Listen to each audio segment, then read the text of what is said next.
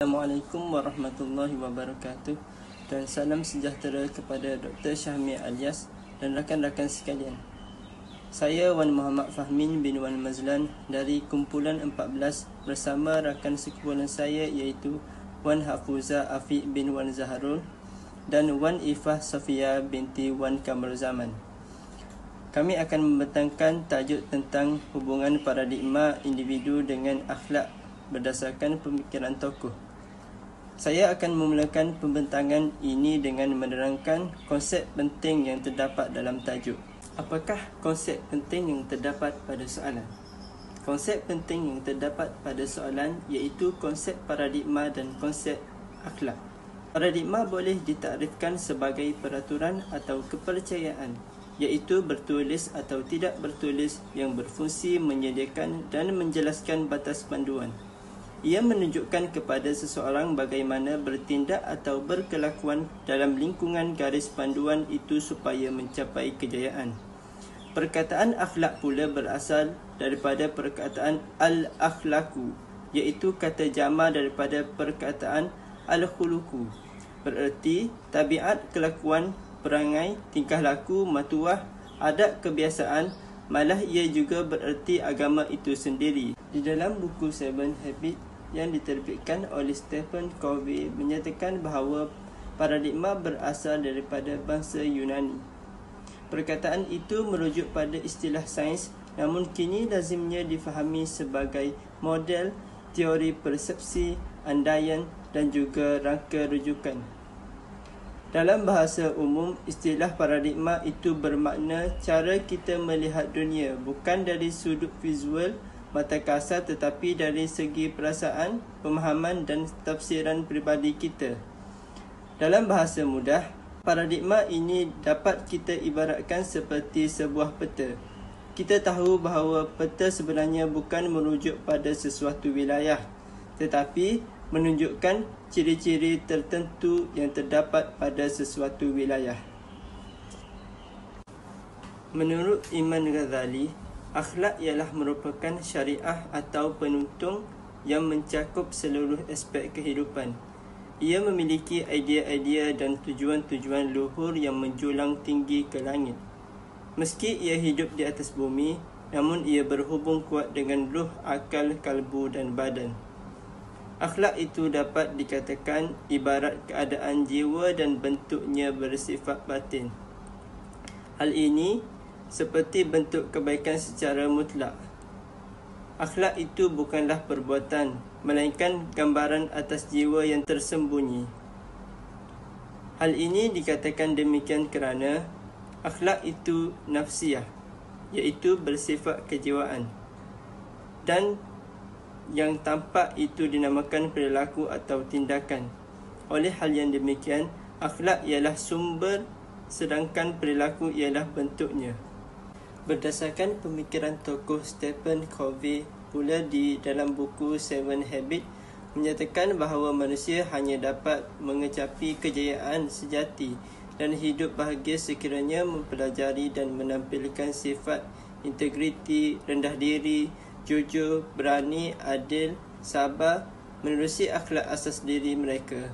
Hubungan paradigma individu dengan akhlak adalah peraturan atau kepercayaan dari langit sebagai panduan manusia mencapai kejayaan di dunia dan di akhirat.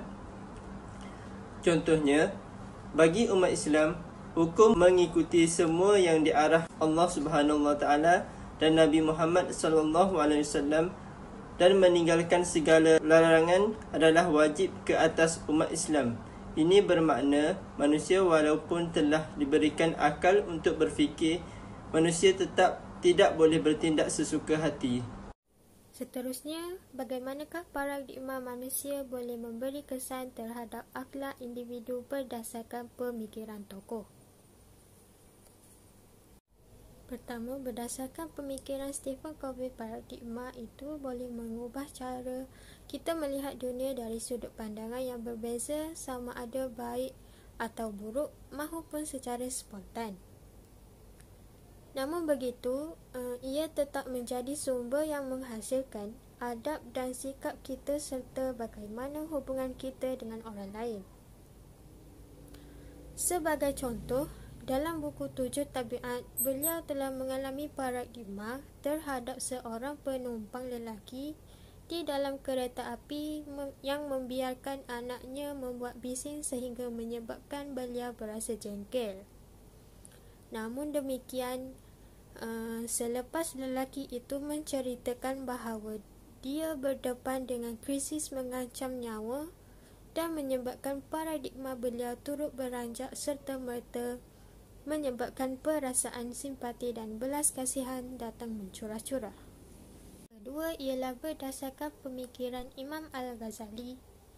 Imam Al-Ghazali mengatakan, usaha untuk menetapkan akhlak mulia dalam kehidupan seharusnya menjadi sebahagian dan tidak boleh terpisah melalui akhlak keluarga.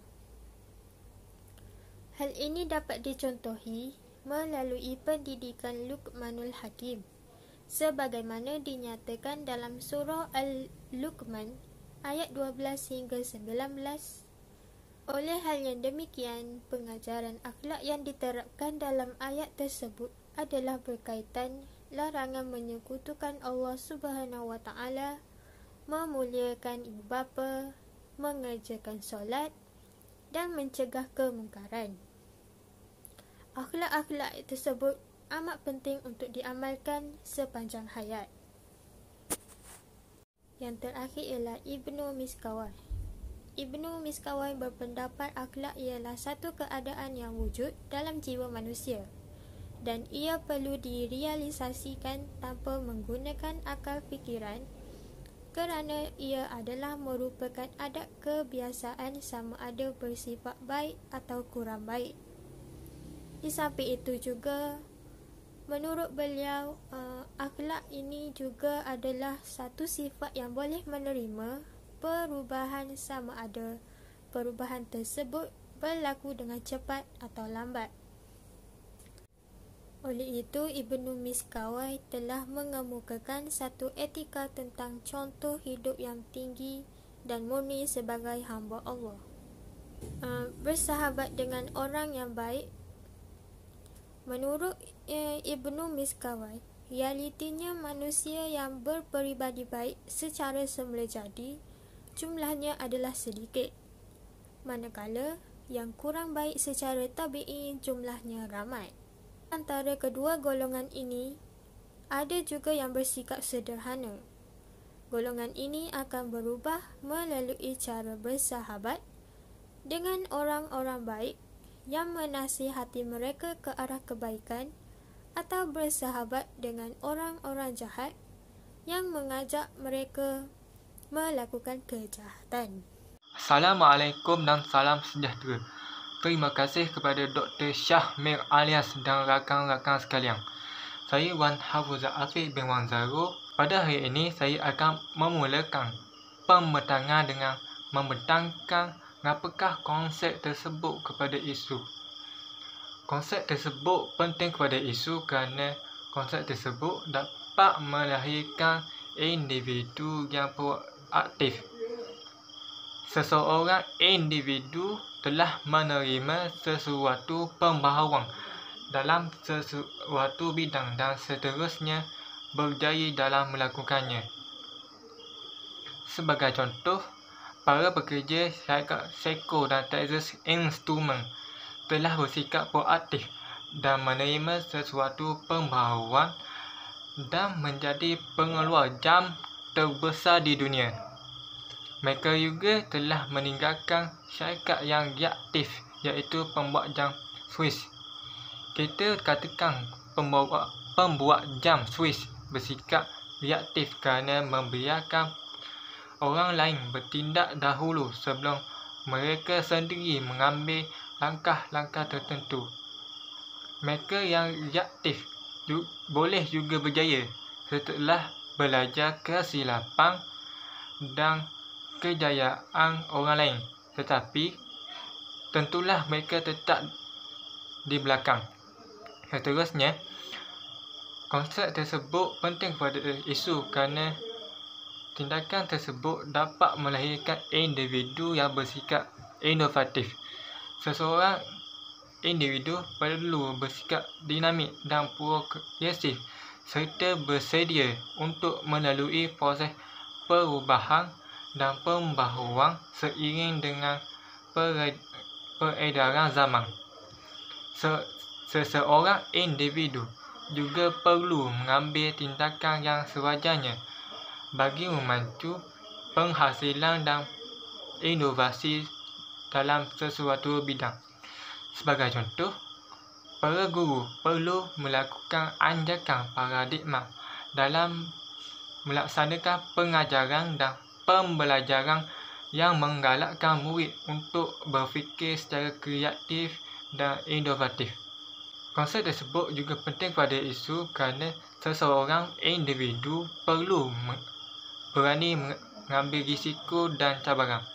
Stephen Covey pernah berkata, jawapan saya, semakin besar perubahan dan lebih sukar untuk menghadapi cabaran kita, semakin banyak kebiasaan yang menjadi kebiasaan kita.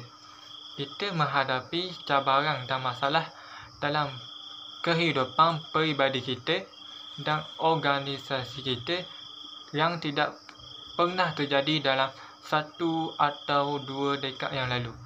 Sebagai contoh, seseorang usahawan berani untuk berhadapan dengan sebarang masalah atau kesulitan pada masa akan datang. Secara teorinya, semakin tinggi sesuatu risiko, semakin besar pulangannya.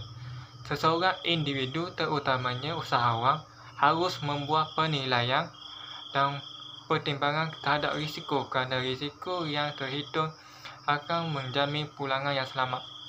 Seterusnya, meningkatkan nilai-nilai kejujuran dan kemuliaan dalam diri seseorang. Hal ini penting kerana nilai-nilai tersebut akan memberi ruang ke arah saling mempercayai sesama individu dan semangat kerjasama akan menular dengan cara spontan. Ini akan mengeratkan silaturahim di antara warga, keluarga dan organisasi. Sikap saling mempercayai ini akan memudahkan inisiatif seperti pemberian mandat atau perwakilan kuasa untuk dipraktikkan di peringkat pengurusan. Sesebuah organisasi perlu berganding bahu bagi melahirkan individu yang berwawasan, berani dan semangat untuk menangani masalah. Dr. Stephen Covey pernah berkata, untuk mencapai hasil yang berlipat ganda, kita harus mengubah cara pemikiran kita. Pada dasarnya tentang sumber manusia, mereka adalah aset yang paling bernilai bagi sesebuah organisasi. Yang kelima, melahirkan seseorang individu yang mempunyai produktiviti yang tinggi dan profesional. Hal ini bukti kerana prinsip-prinsip Islam sangat menekankan soal kejujuran, tanggungjawab, saling menghormati dan sebagainya. Hal ini mampu melahirkan seseorang individu yang berintegriti tinggi dan mempunyai nilai profesional dalam kalangan masyarakat sekaligus menaikkan martabat Islam dan pencapaian sesebuah ummah. Kesimpulannya, perubahan dalam persekitaran kita berlaku pada setiap detik. Kegagalan kita dalam mengesang perubahan ini dan menanganinya akan menyebabkan kita tercicir atau dicicirkan. Untuk memastikan kita sebagai peserta dalam persekitaran yang berubah ini, kita harus memastikan paradigma kita berada selaras dengan perubahan masa. Selain itu, akhlak juga merupakan warisan maknawi yang ditinggalkan oleh Rasulullah SAW. Akhlak itu sangat penting kerana ia sangat berperanan terhadap seseorang dalam melahirkan seseorang individu yang cemerlang di dunia dan akhirat. Seseorang yang berubah ke arah kebaikan jika ia menghayati nilai moral dan akhlak dalam kehidupannya kerana akhlak yang mulia dapat memberikan kesan yang penting dan positif terhadap kehidupan manusia. Kehidupan seseorang individu juga akan bertambah tenang, mendapat ketenteraman dan kemuliaan daripada Allah SWT. Dengan ini kita hendaklah mengetambahkan akhlak dalam segala perbuatan di dunia. Wassalamualaikum warahmatullahi wabarakatuh. Sekian, terima kasih.